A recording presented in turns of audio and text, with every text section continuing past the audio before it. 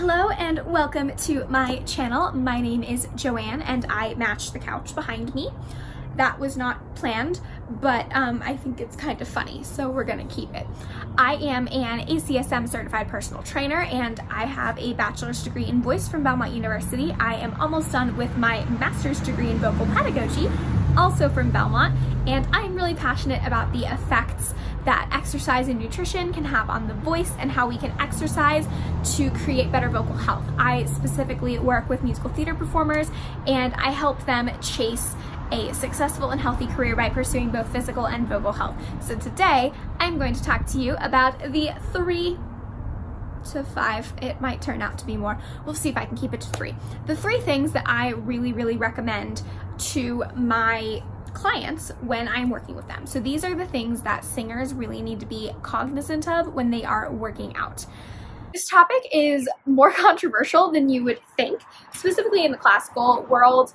The commercial music world and the musical theater world don't talk about it as much, but the classical world can be very anti-exercise, which bothers me. So my first recommendation for all singers is to work your hamstrings. Oh my gosh. So I see singers all the time who have sway back. If you don't know what sway back is, it's when your spine is supposed to be straight when you're standing, and sway back is when it curves and there's this lovely arch in your back, and it actually throws your pelvis off of its rotation and it can interfere with breath support if you're having sway back. And so one of the ways that you can fix that is you work on opening up your hips, but also work on strengthening your hamstrings because it helps pull that pelvis back into alignment. So deadlifts are my favorite exercise for this, but singer disclaimer, always breathe when you are lifting. Always breathe. I need you to be breathing in and exhaling with the exertion. So if you are doing a squat, I recommend inhaling on the way down, exhaling on the way up. I know this is different than what some personal trainers will teach, but any type of compression at the vocal fold level, any type of squeezing or holding of the breath can lead to excess tension and can cause damage. So breathe.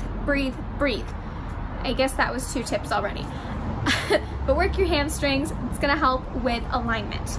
My second or third maybe now tip, I guess, I said I probably couldn't keep it to 3, is to work your back. Working your postural muscles that line your spine is really important because singers, you know, we gotta stay up straight.